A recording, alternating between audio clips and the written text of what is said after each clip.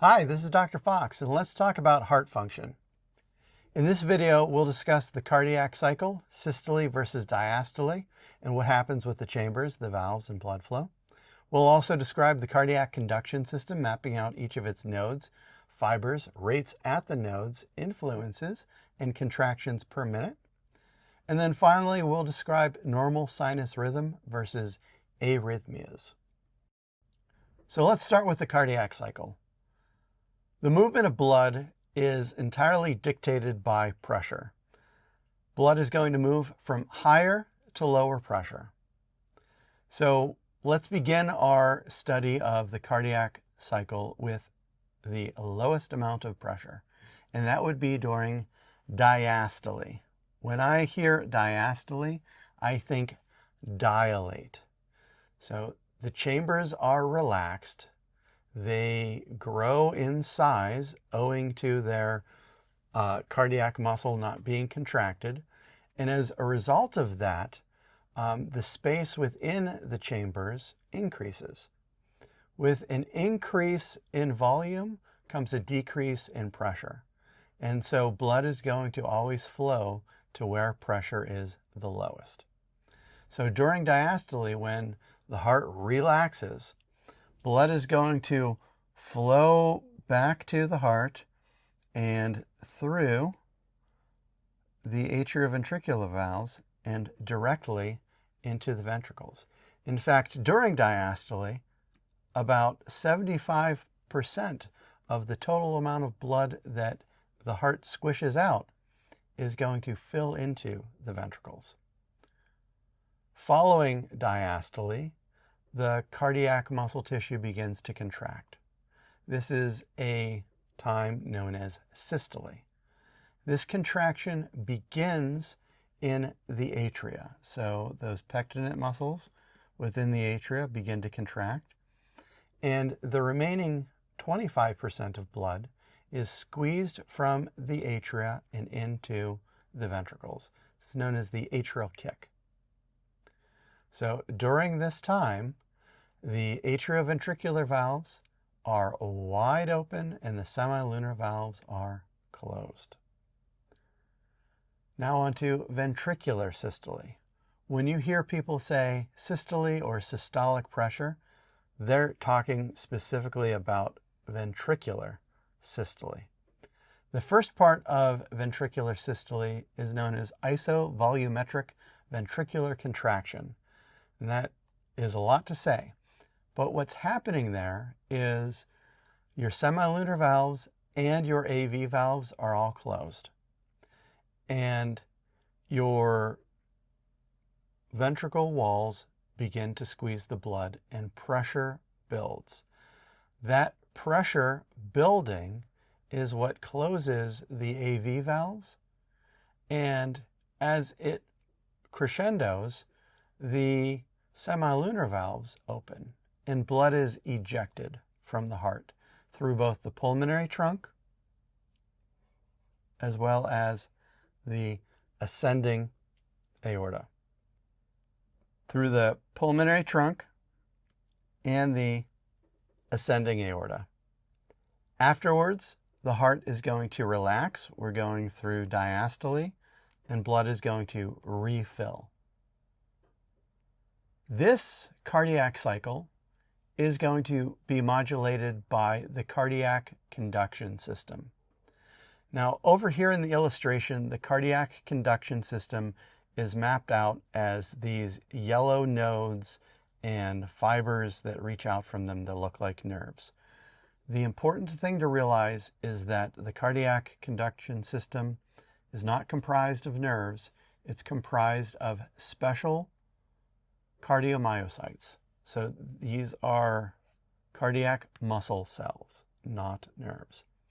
And what's interesting is that these specialized cardiomyocytes are autorhythmic, which means they will depolarize and contract in accordance with their own intrinsic rate.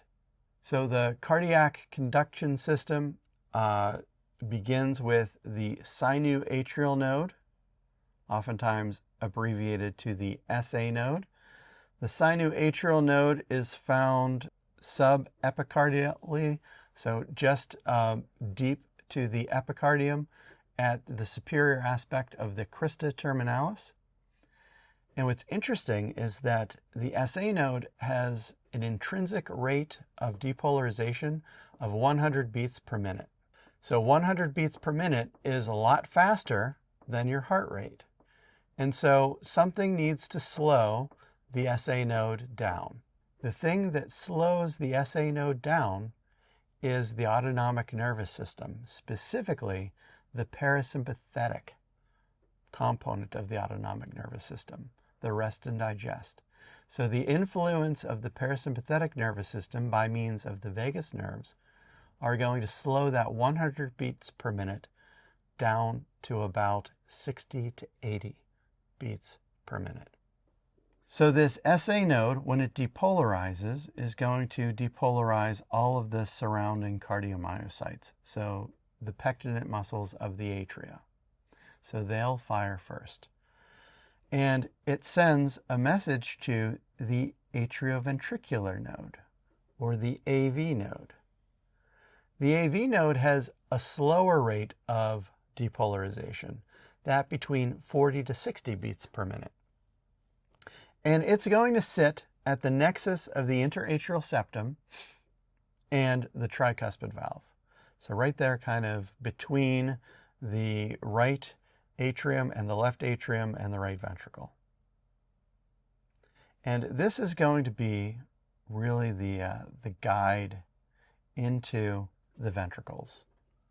So from the AV node, we go into the AV bundle, also known as the bundle of His. The AV bundle branches into right and left bundle branches. So there's the right branch coming down. There's the left branch coming down. The bundle of His has an intrinsic rate of depolarization of 20 to 35 beats per minute. So we've gone from 100 to about 40 to 60 to about 20 to 35 beats per minute. And these bundle branches are going to spread out along all of the walls of the ventricle. So there's the left one. The right one can take a shortcut through something known as the septomarginal trabecula, which we can see there, or the moderator band, to get to those papillary muscles and to get to that left side or the right side of the heart. And we have other specialized fibers called Purkinje fibers that extend out into the myocardium. And so the atria are going to function as a whole. So atrial systole happens at the same time left and right. Ventricular systole happens at the same time left and right. So the atria are working together, and then the ventricles. Atria, then the ventricles. Then relaxation, atria, ventricles, diastole. Atrial systole, ventricular systole, diastole. All of this exquisite coordination is complements of this cardiac conduction system.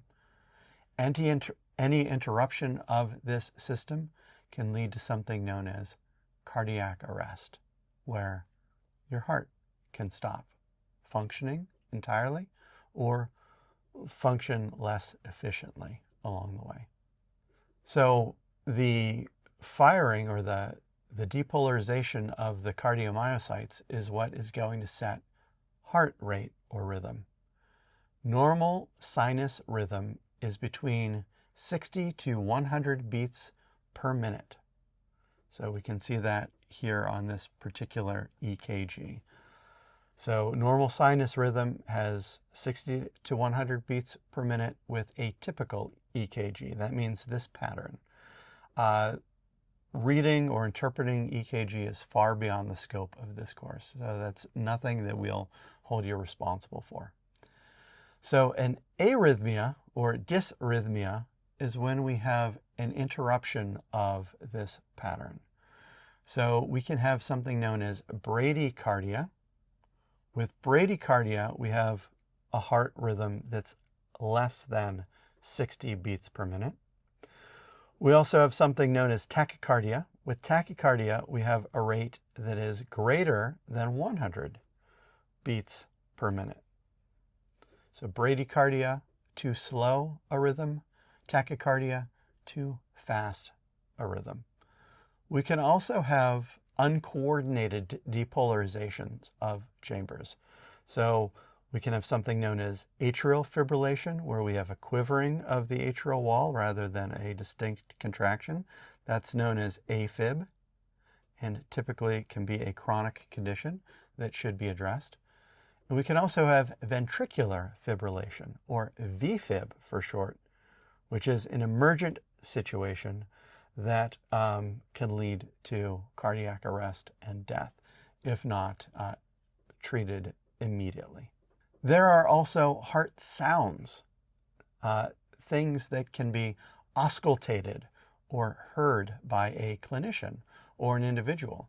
You can press your ear against someone's chest or use a stethoscope to auscultate the heart sounds.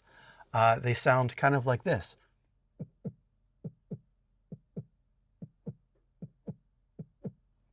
We describe that as a lub-dub sound. So there are primary heart sounds, also known as S1, which is that lub sound. That's the sound of blood turbulence as blood flows around the closing atrioventricular valves. So this is happening during systole or ventricular systole. There's also the dub sound, which is S2.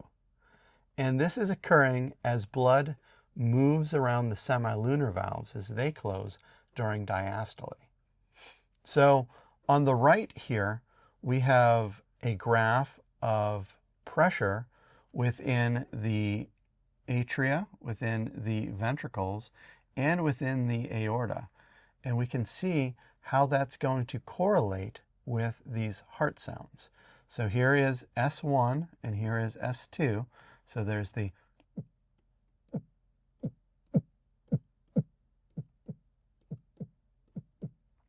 and what's happening here is as ventricular pressure rises, the AV valves close and we have blood turbulence there. As blood is ejected through the semilunar valves, then the heart begins to relax and blood is going to flow back towards the heart, but those semilunar valves are going to catch it and begin to close. That is going to be the S2 sound that you hear. There's also S3 and S4 sounds that are minor or secondary heart sounds that can be heard. A heart murmur would be a heart sound out of place.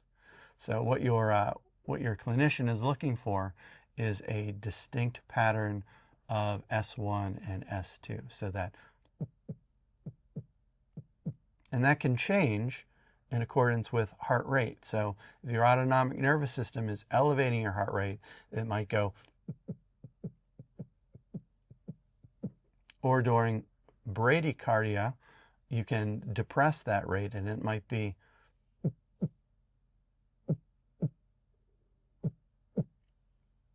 and so on.